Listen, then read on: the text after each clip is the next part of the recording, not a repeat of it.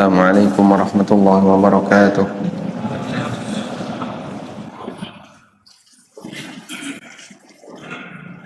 Alhamdulillahi rabbil alamin. Wassalatu wassalamu ala asyrafil mursalin nabiyyina wa maulana Muhammadin wa ala alihi wa sahbihi ajma'in. Wa ashhadu an la ilaha illallah wahdahu la syarika lah. Wa ashhadu anna Muhammadan abduhu wa rasuluh sallallahu alaihi wa ala alihi wa sahbihi wa man tabi'ahum bi ihsanin ila yaumiddin. Alhamdulillah, puji syukur kita haturkan kehadirat Allah Subhanahu wa taala. Di pagi ini dengan segala rahmat dari Allah kita bisa bangun lebih awal, karena biasanya kalau subuh maju banyak yang datang telat. Dan alhamdulillah kita bisa melawan rasa malas untuk bisa datang ke masjid. Selesai sholat subuh kita nggak tidur lagi, tapi kita lanjut dengan kajian. Walaupun mungkin ada sebagian di antara bapak ibu yang sambil merem-merem, tapi tidak masalah. Yang penting kumpul bareng, semoga tetap mendapatkan pahala dari Allah Subhanahu wa taala. Kita akan membahas sebagaimana yang disampaikan dalam pengumuman, beratnya hisab harta di akhirat. Bapak Ibu yang dimuliakan Allah Subhanahu wa taala, meyakini akan adanya yaumul hisab, akan adanya hari pembalasan atau hari di mana kita akan dihisab oleh Allah taala, akan menyebabkan seorang hamba lebih berhati-hati dalam bersikap. Karena itu disebutkan dalam keterangan Aisyah radhiyallahu anha, beliau mengatakan, inna awwala ma nuzila 'alan nabi sallallahu alaihi wasallam al-mufassalat. Sesungguhnya surat yang pertama turun kepada Nabi sallallahu alaihi wasallam adalah surat al-mufassalat. Fiha dzikrul jannati wan nar. Di surat al-mufassalat Allah banyak menyebutkan tentang surga dan neraka. Hatta idza thaban nasu ilal Islam nazala al-halal wal haram. Hingga ketika manusia sudah banyak masuk ke dalam agama Islam, barulah Allah menurunkan halal haram. Sehingga tahapan pendidikan yang diberikan oleh Allah Ta'ala kepada hambanya, kita tahu masyarakat mengalami perubahan yang luar biasa.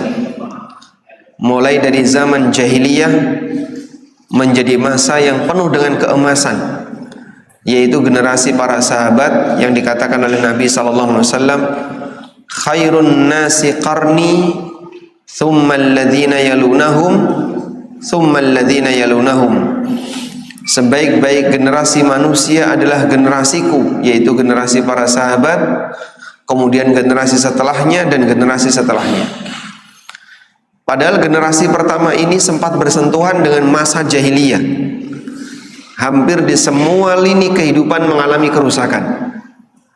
Dalam masalah politik mengalami kerusakan, dalam masalah kemanusiaan mengalami kerusakan, bagaimana sikap terhadap wanita juga mengalami kerusakan, ekonomi juga sama. Generasi di mana mereka pernah menjumpai zaman jahiliyah, tapi ketika mendapatkan petunjuk dari wahyu, mereka berubah menjadi manusia terbaik. Itulah para sahabat Nabi alaihi salatu wassalam. Aisyah menceritakan bagaimana cara Allah Subhanahu wa taala mengubah proses pendidikan itu. Yang pertama apa? Allah turunkan surat Al-Mufassal, fiha dzikrul jannati wan nar. Di surat Al-Mufassal Allah banyak menyebutkan tentang surga dan neraka. Apa yang dimaksud dengan surat Al-Mufassal? Surat Al-Mufassal adalah surat yang ayatnya pendek-pendek. Disebut mufassal dari kata fasal karena ayatnya pendek-pendek. Dan surat Al-Mufassal dimulai dari surat Qaf sampai surat An-Nas, bagian akhir dari Al-Quran. Kata Aisyah, yang pertama kali Allah turunkan tentang seperti ini. Fiha dzikrul jannati wan nar, di sana Allah banyak menyebutkan tentang surga dan neraka. Hatta idza thaban nasu ilal Islam, sampai ketika manusia sudah banyak mau menerima Islam, nazalal halal wal haram, barulah Allah menurunkan halal haram. Barulah Allah menurunkan halal haram. Sehingga penjelasan tentang halal haram itu ada di mana? Di bagian belakang. Ayat tentang riba itu di bagian akhir dari dakwah Nabi sallallahu alaihi wasallam. Lalu kata Aisyah radhiyallahu anha, walau anna awwala ma nuzil, andaikan yang pertama kali turun adalah ayat yang berisi la tashrabul khamra, jangan minum khamr, laqalu la nada'ul khamra abada, tentu mereka akan mengatakan kami tidak akan tinggalkan khamr selamanya. Walau awwala ma nuzil la taznu, andaikan yang pertama kali turun adalah janganlah kalian berzina, laqalu la nada'u zina abada, tentu mereka akan mengatakan kami tidak akan tinggalkan zina selamanya. Sehingga andai yang turun kepada Nabi SAW adalah ayat yang berisi tentang masalah hukum, nggak boleh A, nggak boleh B, nggak boleh C, maka masyarakat tidak akan mau menerima. Tapi urutan pendidikan yang diberikan oleh Allah Ta'ala tidak demikian. Dikuatkan terlebih dahulu dalam masalah akidah, dikuatkan terlebih dahulu keyakinan akan adanya hisab, karena ketika orang sudah mulai sadar bagian ini, insya Allah akan mudah untuk menerima setiap aturan Allah Subhanahu wa Ta'ala, walaupun bisa jadi tidak sejalan dengan kepribadiannya, tidak sejalan dengan apa yang menjadi kebiasaannya dan seterusnya. Dari sinilah kita bisa melihat arti pentingnya paham tentang masalah yaumul hisab. Arti pentingnya ketika kita belajar tentang masalah akidah, karena ini merupakan pondasi. Maka saya selalu bertanya kepada teman-teman yang belajar tentang masalah fikih muamalah, apa tujuan besar Anda belajar fikih muamalah? Ada yang pingin agar hartanya makin berkah, ada yang pingin agar hartanya makin banyak, ada yang yang takut jangan-jangan nanti kalau ada harta yang haram maka hartanya akan cepat rusak dan seterusnya. Umumnya orang ketika hijrah yang dia pikirkan seperti ini. Dia hijrah dengan harapan agar hartanya semakin berkah. Dan yang dimaksud berkah di situ adalah hartanya makin bertambah banyak. Maka kita sadarkan itu bukan tujuan terbesar. Sah-sah saja ketika orang itu hijrah, meninggalkan riba, meninggalkan harta haram dengan harapan agar hartanya makin berkah. Tapi ada tingkatan yang lebih tinggi yang dimiliki oleh seorang muslim ketika dia hijrah. Dia punya tujuan yang lebih tinggi. Apa itu? Agar dia selamat di akhirat. Sehingga kenapa kita perlu mengenal halal haram, kita perlu mengenal ini boleh, ini nggak boleh, kita perlu mempelajari tentang masalah fikih muamalah, karena kita sadar urusan harta itu bukan cuman masalah dunia, tapi juga masalah hisab di akhirat. Sehingga masalah halal haram itu domain akhirat, bukan sebatas urusan dunia. Nah, kalau hamba sudah punya kesadaran semacam ini, sekali lagi insya Allah akan cukup mudah untuk diajak meninggalkan sesuatu yang haram, walaupun bisa jadi tidak sesuai dengan kebiasaan dia sehari-hari. Disebutkan dalam hadis yang sahih berkaitan dengan masalah hisab. Hadis riwayat Tirmidzi, Nabi SAW pernah mengatakan, la tazulu qadam 'abdin yaumal qiyamah, kaki seorang hamba tidak akan geser besok di hari kiamat hatta yus'al, sampai dia ditanya oleh Allah. Ditanya tentang apa, Pak? Tentang 4 hal. Disebutkan oleh Nabi SAW. Yang pertama apa? an umrihi fima afna, tentang umurnya, untuk apa dia habiskan umur itu. Dan bicara umur sama dengan waktu.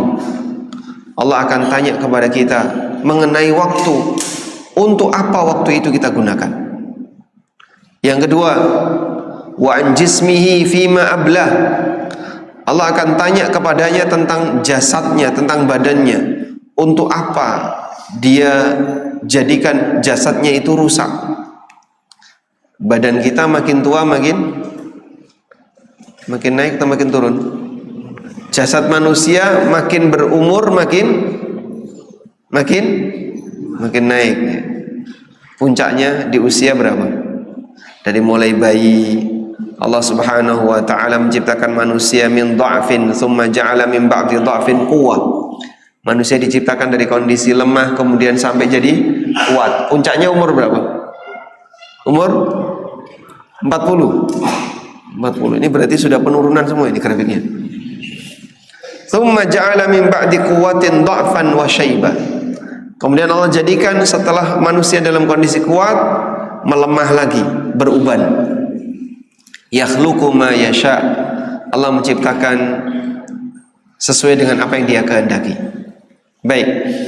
Maka grafik manusia kalau sudah mencapai puncak, dia turun. Fisik ini makin ditunggu makin turun. Sehingga makin turun. Allah Subhanahu wa taala bakal tanya, badan kamu yang dulu kuat dipakai apa? Kamu yang dulu masih muda dipakai apa? Ditanya oleh Allah. Jasad ditanya. Berarti termasuk yang akan dihisap adalah badan. Termasuk yang akan dihisap badan. Banyak di antara orang ketika melakukan kegiatan ibadah misalnya, tua itu uzur atau bukan, Pak? Sebentar, yang usianya 70 ada. Tua itu uzur atau bukan? Bukan. Masa bukan sih? Relatif. Tergantung apa, Pak? Misalnya imamnya agak dikit lama nih salat tarawih. Pak Ustadz, jangan lama-lama, kita sudah tua. Imamnya protes, Bapak dulu waktu masih muda kemana? Boleh nggak itu jadikan uzur? Apakah dengan usia tua orang boleh malas-malasan? Ustadz, kalau ngisi jangan sulit-sulit, kita sudah tua-tua. Lah terus dulu waktu masih muda kemana? Sehingga kadang ada sebagian orang menjadikan usia itu sebagai uzur, sebagai alasan. Kenapa Anda tidak ikut bareng dengan yang lain? Kalaupun memang usia tua itu dijadikan sebagai alasan, orang akan bertanya, terus masih mudanya dulu kemana? Karena ada banyak orang yang ketika muda sama sekali tidak pernah nyentuh urusan agama.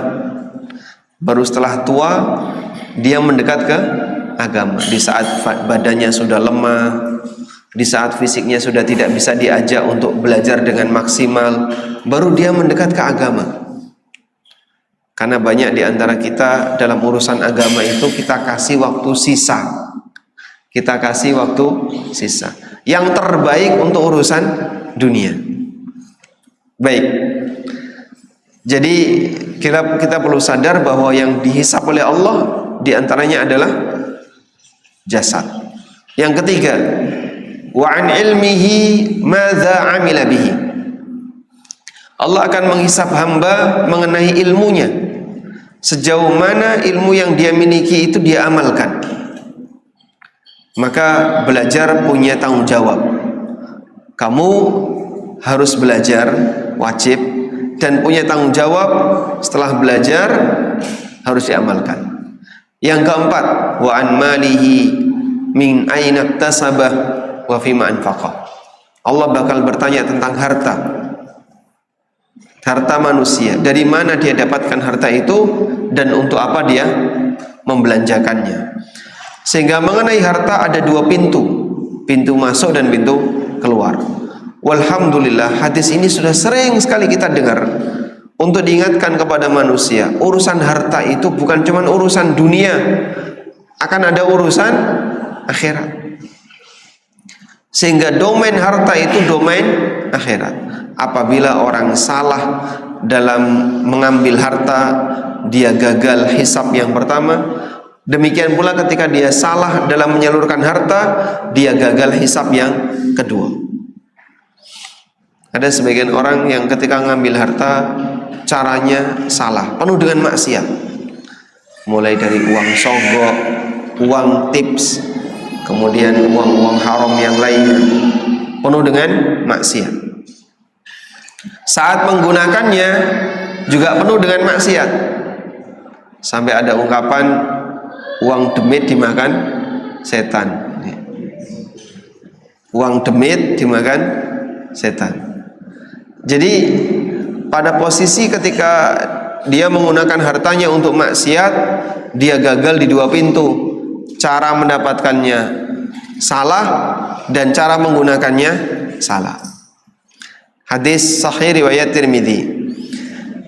Dan juga ada hadis yang lain di mana Nabi SAW pernah mengingatkan, harta termasuk salah satu yang nanti akan pertama kali dihisab di yaumil qiyamah. Dari Abu Hurairah radhiyallahu anhu, Rasulullah sallallahu alaihi wasallam bersabda, "Inna awwala ma yus'alu anhu yaumal qiyamah minan na'im." Sesungguhnya kenikmatan yang pertama kali akan ditanya besok di hari kiamat adalah ayyuqala lahu, Allah bahkan bertanya, "Alam nusihha laka jismak wa nurwika minal ma'il barid." Bukankah aku telah memberikan kesehatan bagi badanmu? Bukankah aku telah memberikan kesehatan bagi jasadmu? Wa nurwika min ma'il barid. Bukankah aku telah memberikan minuman air putih kepadamu? Ini ada enggak? Minuman ini bakal dihisab oleh Allah Subhanahu wa taala. Sehingga Anda mendapatkan air putih. Dikatakan dalam hadis ini, yang pertama kali akan dihisab di hari kiamat minan na'im, yang berupa kenikmatan selain jasad sehat adalah air putih. Jika hanya sebatas air putih akan dihisab oleh Allah, apa yang bisa Anda pahami untuk yang lebih mewah dibandingkan itu? Berapa harga air putih itu, Pak? Yang itu berapa harganya? Ada 3.000? Kecil gitu? 5.000? 5.000, Masya Allah. Seperti itu dihisab oleh Allah, apalagi yang lebih mewah dari itu. Oleh karena itu, setelah kita sadar bahwasanya semua ini akan dipertanggungjawabkan di akhirat, maka konsekuensinya apa? Jadilah hamba yang lebih waspada, persiapan, karena semuanya akan dipertanggungjawabkan di yaumil qiyamah. Baik, selanjutnya kita akan bicara tentang masalah hisab. Bapak Ibu yang dimakan Allah Subhanahu wa taala, berbicara tentang masalah hisab, maka ada dua hal yang perlu kita pahami. Pertama, berkaitan dengan buku catatan amal yang nanti akan diterima di akhirat. Yang kedua, berkaitan dengan masalah mizan, timbangan amal. Ada yang berkaitan dengan masalah buku catatan amal, dan yang kedua berkaitan dengan masalah mizan atau timbangan amal. Allah Subhanahu wa taala menghisab hambanya, di mana buku itu akan diberikan oleh Allah kepada para hamba. Allah Subhanahu wa taala mengatakan, "Wa nukhriju lahu yaumal qiyamati kitaban yalqahu mansyura." Dan kami akan keluarkan yaumal qiyamati, besok di hari kiamat, kitaban yalqahu mansyura, kitab yang bisa mereka dapatkan tersebar di seluruh para hamba. Semua kita akan mendapatkan kitab itu. Lalu apa yang Allah perintahkan? Iqra kitabak kafa binafsikal yawma 'alaika hasiba. Baca kitabmu sendiri. Bukankah kau cukup bisa menghisap dirimu sendiri? Kafa binafsikal yawma 'alaika hasiba. Bukankah kamu bisa menghisap dirimu sendiri? Cukuplah kamu untuk menghisap dirimu sendiri. Jadi dia diperintahkan untuk membaca isi kitab itu dan disuruh untuk mengukur, nek kaya ngene kira-kira kowe pantes mlebu swarga ora. Setelah dia membaca buku catatan amalnya, dia diperintahkan, kamu sekarang ngukur diri kamu sendiri. Kira-kira kamu pantas masuk surga atau tidak? Setebal apa Pak buku catatan amal itu Pak? Kan itu sepanjang usia kita yang telah diberikan oleh Allah, dicatat mulai dari sejak balik sampai mati, sehingga ucapan apapun ada di situ, perbuatan apapun ada di situ, harta yang kita upayakan ada di situ, bagaimana cara kita menggunakannya ada di situ. Setebal apa buku itu? Wallahu a'lam. Yang jelas semua hamba pasti mendapatkannya. Dan Allah juga menyebutkan dalam Al-Quran, فَأَمَّا مَنْ أُوتِيَ كِتَابَهُ بِيَمِينِهِ فَسَوْفَ يُحَاسَبُ حِسَابًا يَسِيرًا. Adapun orang yang mendapatkan kitab dengan tangan kanannya, maka dia akan dihisab dengan hisab yang mudah. Sehingga Allah Subhanahu wa taala jelaskan bahwa hisab itu pasca para hamba mendapatkan buku catatan amal. Yang menerima dengan tangan kanan, dia akan dihisab dengan hisab yang mudah. Wa amma man utiya kitabahu bishimali. Di ayat yang lain, wa amma man utiya kitabahu wara'a dhahri. Siapa yang menerima kitab dengan tangan kirinya. Di ayat yang lain, siapa yang menerima kitab dengan cara dari belakang. Nerimanya pakai tangan kiri, itu pun dari belakang. Sehingga yang nerima pakai tangan kanan dari arah mana? Depan. Tapi yang nerima pakai tangan kiri dari arah belakang. Kegiatan apa Pak? Nyerahkannya pakai tangan kanan, nerimanya pakai tangan kiri dari belakang.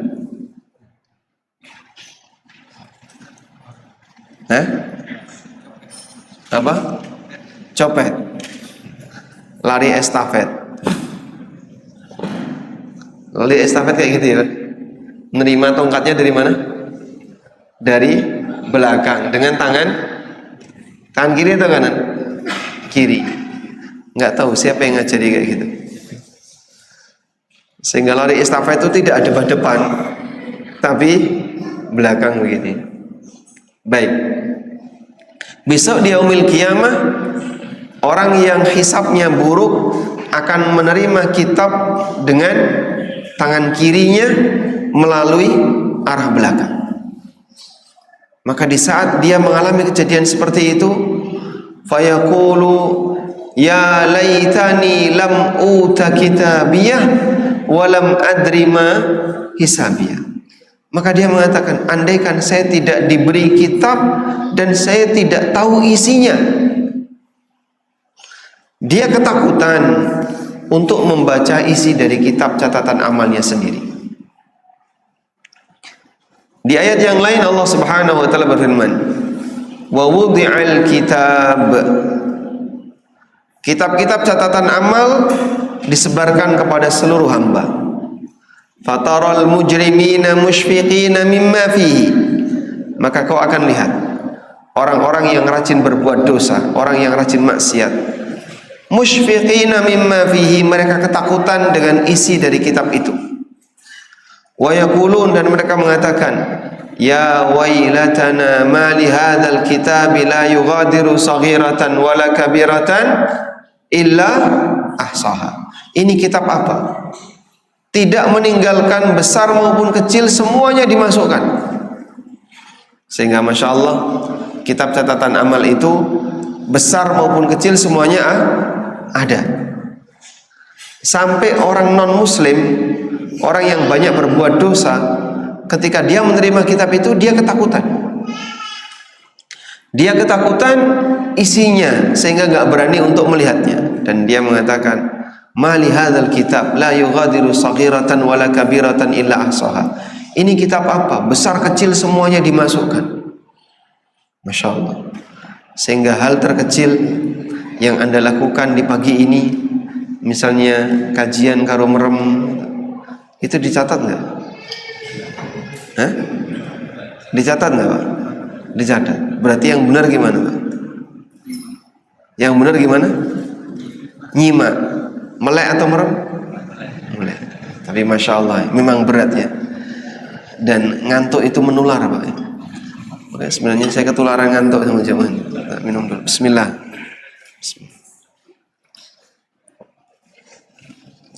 Alhamdulillah.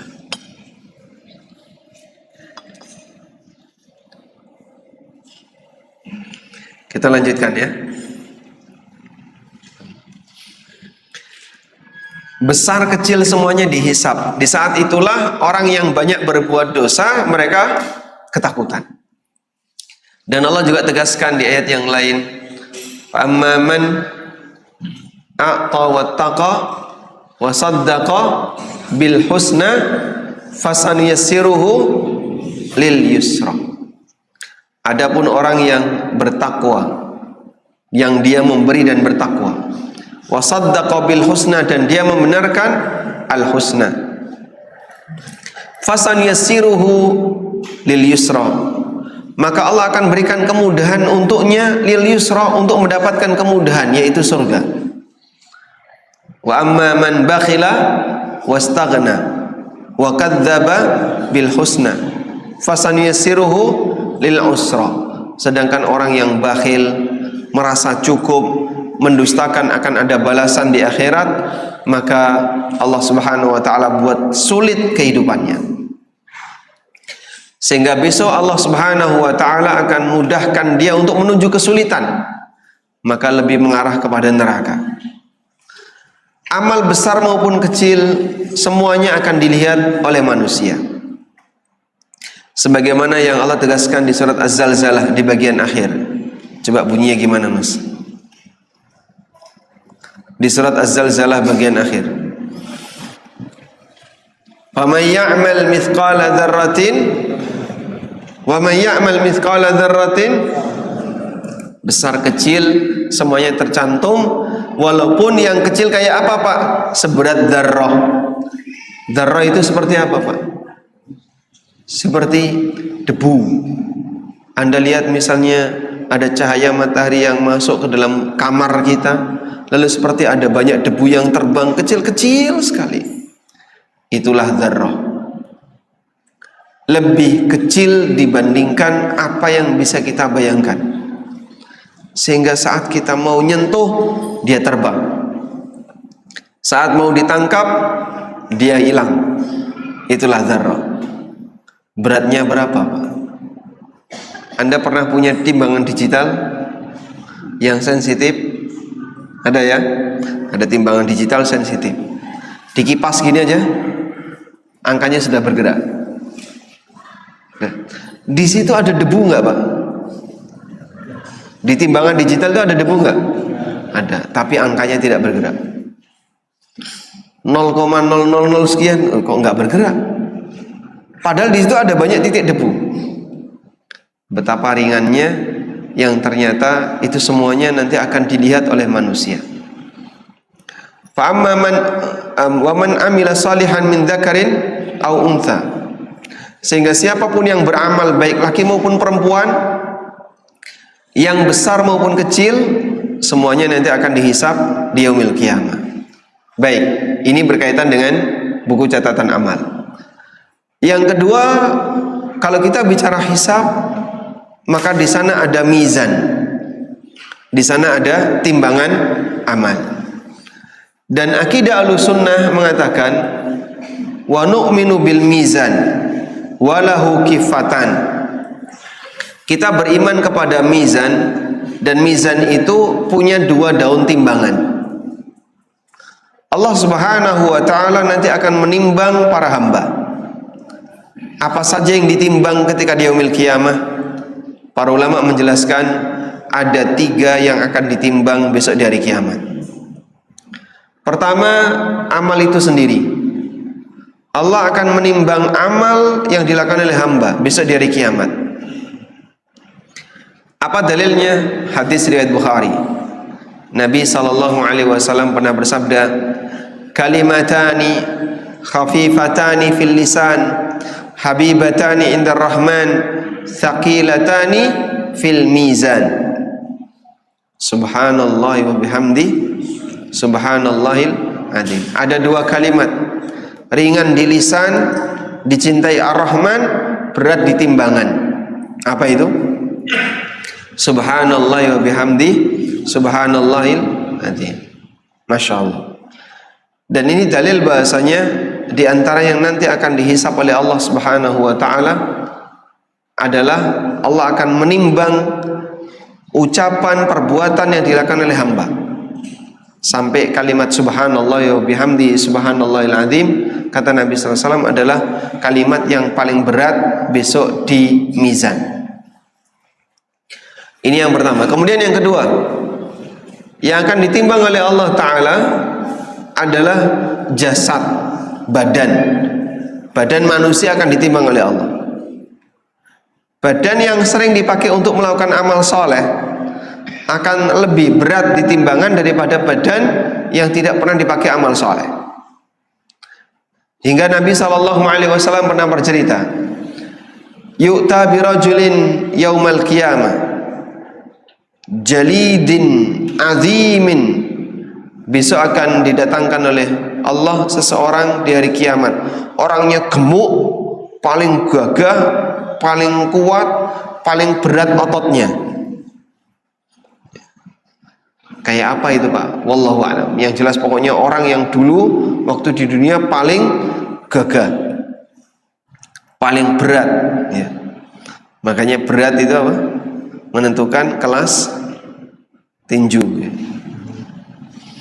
Ya, tinju kelas sekian. Itu berdasarkan apa? Berat badan. Nah, orang yang paling berat besok akan didatangkan oleh Allah di hari kiamat. Tapi dia orang kafir. Tapi apa kata Nabi SAW?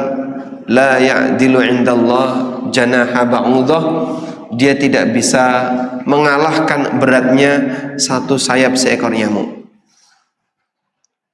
Tidak bisa mengalahkan beratnya satu sayap seekor nyamuk. Dalil yang lain, hadis dari Ibnu Mas'ud radhiyallahu anhu. Nabi SAW pernah menyuruh Ibnu Mas'ud untuk mengambil kayu arok. Kayu arok itu dipakai apa? Siwak. Karena ada di atas ranting, maka Abdullah bin Mas'ud naik pohon. Ketika beliau naik pohon, sarungnya itu tersingkap, kena angin, tersingkap, hingga para sahabat melihat betisnya Ibnu Mas'ud itu berat sebelah. Mereka spontan langsung, betisnya Ibnu Mas'ud itu kurus sebelah, kecil sebelah. Mereka spontan langsung menertawakan. Maka Nabi SAW bertanya, "Madza tadhakun? Kenapa kalian tertawa?" Lalu diceritakan, "Ya Rasulullah, seperti itulah betisnya Ibnu Mas'ud." Kemudian Nabi SAW mengatakan, "Walladzi nafsi biyadi, demi Allah yang jiwaku ada di tangannya. Innahu la'athqalu min Uhud." Betisnya Ibnu Mas'ud itu lebih berat daripada gunung Uhud. Orangnya kan ringan Pak, Ibnu Mas'ud itu kurus. Ibnu Mas'ud itu termasuk sahabat yang kurus. Orangnya ringan, tapi amaliyahnya berat, sehingga terasa berat. Di bagian inilah bahwasanya ketika seseorang dia memiliki amal yang soleh, maka jasadnya akan menjadi jasad yang lebih berat besok di hari kiamat. Yang ketiga, yang akan dihisap oleh Allah adalah buku catatan amal itu sendiri. Buku catatan amal ini akan ditimbang oleh Allah Subhanahu wa ta'ala. Berdasarkan sebuah hadis riwayat Ahmad, Nabi SAW pernah bercerita tentang besok di antara umatnya ada salah satu di antara mereka yang dihisab oleh Allah Subhanahu wa taala dengan cara yang sangat unik. Bagaimana bentuknya? Ada seorang hamba yang dia punya 99 buku catatan amal. Kullu sijlin maddal basar. Satu catatan amal sejauh mata memandang. Berapa jarak sejauh mata memandang? Ada yang pernah mengukur? Sehingga Anda misalnya ke laut ya, melihat ke arah laut, yang kelihatan apa? Yang kelihatan laut. Yang kelihatan apa? Lihat ke arah laut jauh, yang kelihatan seperti ada garis. Garis itu apakah di lautnya ada garis, Pak? Tidak. Aslinya apa itu? Hah? Batas pandang. Manusia diberi oleh Allah kemampuan batas pandang hanya sampai di sini kemampuanmu melihat. Lebih dari itu kau nggak lihat. Masya Allah. Sejauh mata memandang, buku catatan amal itu isinya maksiat. Ini maksiat, satu maksiat dua dan seterusnya. Isinya maksiat. Sejauh mata memandang.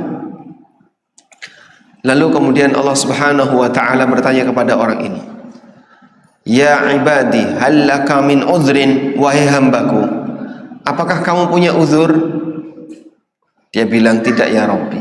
Enggak ada uzur ya Allah. Kemudian Allah bertanya lagi, "Hal dhalamaka kitabayal hafizun?" Apakah malaikat pencatat amal telah mendolimimu? Ada perbuatan yang kau enggak sengaja ditulis di situ. Ada perbuatan yang kau misalnya keliru ditulis di situ. Padahal enggak sengaja. Ada enggak? Dia bilang enggak ada. Semuanya sudah benar. Lalu Allah Subhanahu wa taala mengatakan, "Aku tidak akan pernah mendolimi kepada siapapun." Fayukhrajul bitaqah, lalu dikeluarkanlah fatukhrajul bitaqah, sebuah bitaqah, kartu kecil bertuliskan la ilaha illallah Muhammadur Rasulullah. Saat 99 gulungan catatan amal tadi ditaruh di satu daun timbangan, bitaqah ini ketika diletakkan ini terbang. Tidak ada yang bisa mengalahkan nama Allah Subhanahu wa taala, la ilaha illallah. Demikianlah posisi hisab yang ketiga terjadi pada buku catatan amal. Nah, ini tolong jangan diisi dengan sesuatu yang gak bernilai pahala. Karena kalau terlalu banyak yang mubah, buku catatan amal kita jadi tebal sekali. Dan banyak yang mungkin ucapan-ucapan yang tidak ada nilainya sama sekali masuk di situ.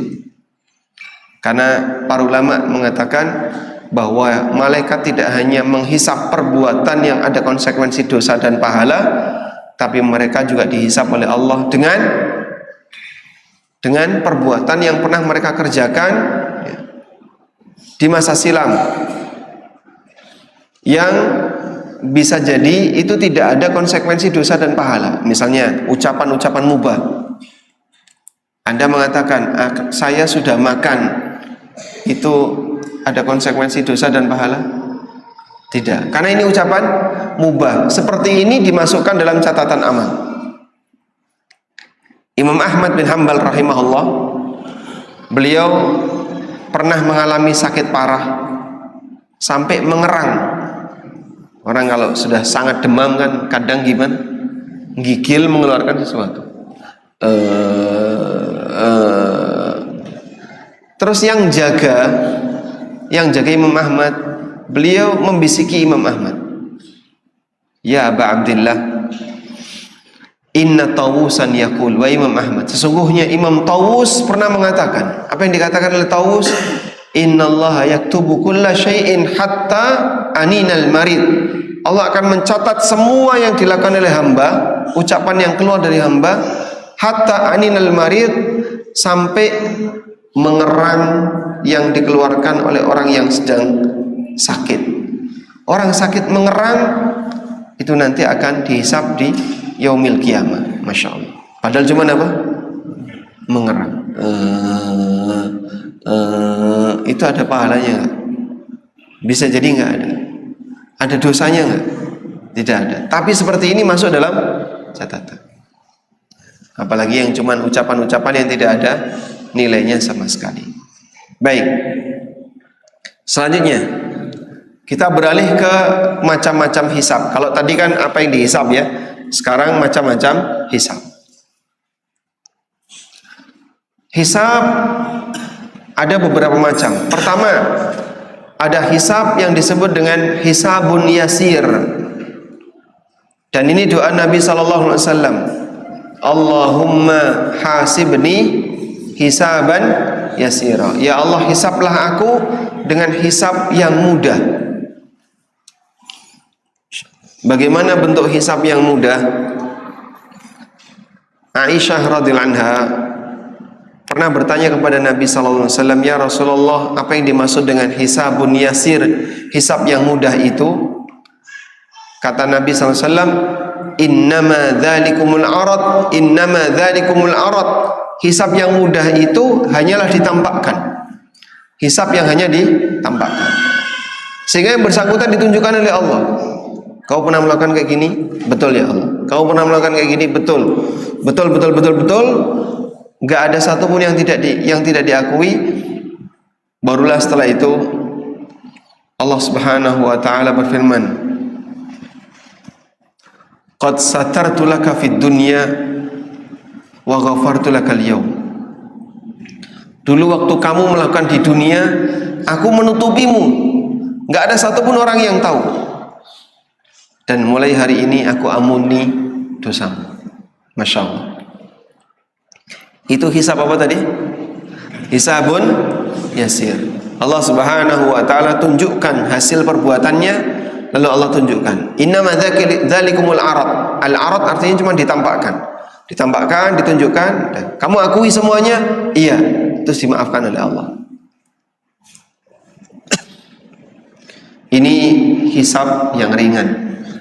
Maka kalau bisa kita jadikan ini sebagai doa ya.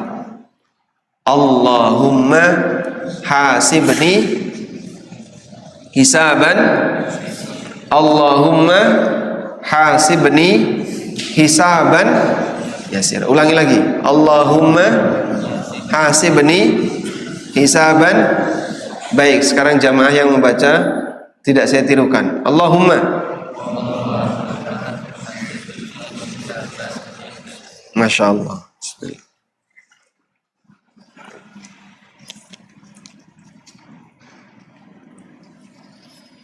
Jadikan ini sebagai doa harian ketika kita sholat antara adzan dan iqamah, atau dalam kejadian yang lain yang itu adalah waktu mustajab.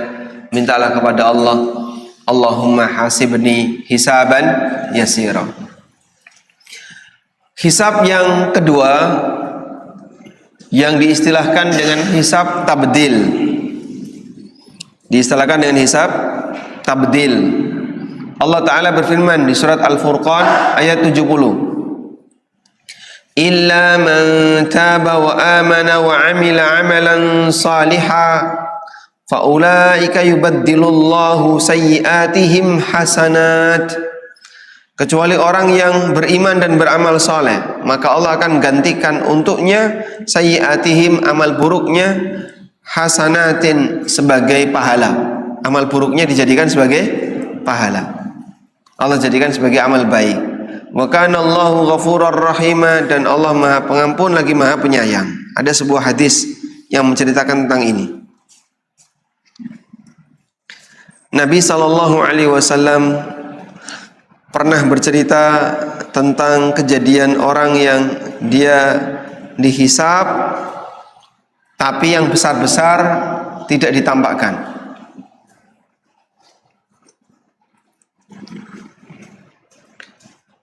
Rasulullah sallallahu alaihi wasallam pernah bersabda